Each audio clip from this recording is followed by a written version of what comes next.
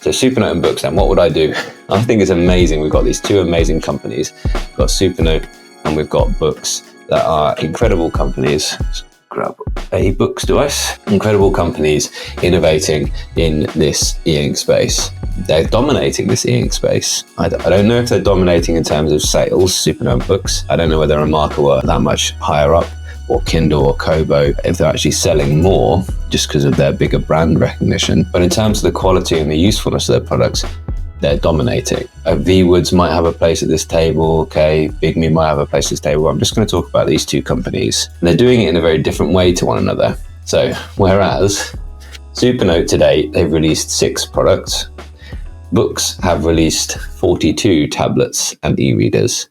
So Boox release a lot more products than Supernote, and they're not hugely different in how long they've been in the game. I think Boox has been in the game for longer, but not by that much more. Okay, so they're developing in different ways. Now, what the difference is, I think, the Supernote developing their software at a faster rate. Maybe not in terms of adding features, but in terms of the overall usefulness, Supernote are really adding features and adding them in a polished and usable way, which is great. So they're focused on that, I think. Whereas Boox, I think, are focused on developing their next device. As soon as they've shipped one device, they're developing their next one. And the thing is, I think that if Supernote were to release literally any device, if it was, no matter how half-baked A4, let's just say Supernote were to decide, right, we want to get out as quickly as possible. We'll use the Sony DPT-3 or whatever it's called now, A4 sized, nice and thin and plasticky build like this Manta is. It's got a Wacom EMR, it's got the Carter 1300 A4 screen, and then just put the Supernote software on that. I think everyone would buy it, because they could call that the A4X maybe, it's not even an A4X2, and then they could slowly be developing the A4X2 to get it to the sort of high degree of perfection that this is. Their software is so good, you'd have such a great device. I think they'd sell enough, and that would enable them to have the resources to go a bit quicker. But they don't want to do that. That's not the way that they work. And I don't think that's necessarily wrong either. What they could do is they could release an A4X2 with basically the same chipset, basically the same design choices as the Manta. They could do the same half folio, they could do the same tapering off to the edge, they could do the same pen loop, they could do, basically the exact same thing as the Manta, but bigger. Or they could do the crystal back, and I think I'd go the crystal back route myself. I really like the look of it, but also because actually if you just use the crystal back, then you've got the screw in rather than the clip in section. Actually, you could still do a half folio with that. Yeah, and if the back got broken, you could just replace the whole back with the screws. I think that would be really good. You could have different textures that could screw in for the back there. So one thing people don't like is that the back feels a bit unprotected. But if you use the crystal back, the screw in method of the A6X2 Crystal Edition, then you could just replace the whole back of the device. It really would just be the case. Would just be the back of the device you've screwed on and the half folio, and I think that would be really quite good. And what do you think? It could be a whole other video. Well, we speculate on that, couldn't it? But what would an A4 device from Supernote look like? I'm not saying they need one, but I'm saying it would sell really, really well. And I think they probably should, just because, companies obviously need to keep that revenue going in. So I think that would be quite good. And yeah, I think you could use the same chip, but I think you'd need a bigger battery in an A4, because a bigger e-ink screen does seem to need more power. Whereas Boox, if you think about both these are quite small, nimble companies, really. Both of them are probably, I did think that Boox were probably in the region of about 50 to 100 employees, but I think actually they're probably a bit more than that, maybe up to 200 to 500 now. I think maybe Boox, with their success of their Palma and Palma 2 and the Go 10.3, I think they've had to expand quite a lot recently. Now I'd say probably with Boox, about 70% of their energy and their resources goes into developing the product, and they must be on the hardware team, and about 30% of their resources goes into software development. Whereas Supernote, I think they're probably a smaller group in anyway, maybe around 100, but I think they're the other way around. They're probably 70% developing their software and their platform, 30% developing their hardware. I think what I would do as a CEO of both of them, I would balance that out.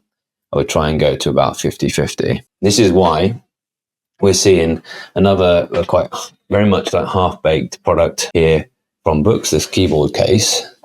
I do think that, you know, they've missed a trick here, and yeah, I think it probably is broken. If there's any double presses at all on that spacebar, and loads of people are reporting on that, then it's broken. I think it probably needs a recall. I think the Manta will eventually get a keyboard case, but it'll probably be a year till we get that. And then probably a year after that, we'll probably see an A4 device. And okay, we don't have to wait very long for Boox devices, nor do we have to wait very long for the features to be added, but they're rarely polished and they're rarely elegantly done. They're rarely useful. They're really elegantly implemented to make them really incredibly useful. So I think that, you know, I like the way both these companies work, but they definitely do things differently. And I think that if they'd have taken their time, I was really hoping the Note Max was going to just slot in there as my e-ink laptop. I really hoped it was just going to be like, yeah, that's perfect. That does everything it needs to do. But as it happened, I got it out of the box, used it for a bit, spent the entire afternoon typing on it, and then just haven't really had another typing session on it since.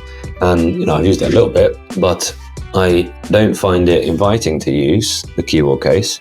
And I was really hoping it was going to be like, yeah, I just want to sit and write on it the whole time. And I think that's partly just because it just doesn't feel like that kind of polished product. That means that I haven't eliminated using my big desktop PC. For instance, for these notes, I was like, oh, I'll review that on the Note Max. And I thought I'll use the keyboard case and just review that on there. But then by the time it had accidentally needed, you know, randomly needed to reboot and then opened up OneNote, well, my desktop PC had booted up and was ready to go. So we just started typing on OneNote on that to get ready for the stream. So, you know, they haven't made it perfect. So there's a balance to be struck with both of them, I think. Boox maybe just take their time. You don't need to be so quick, I think, on those things. If the keyboard case had taken another 3 months but been amazing, that would have been a better choice, I think, in the long run for them. So balance those two things out. I also think both of them would benefit from more targeted advertising, just like Remarkable have done.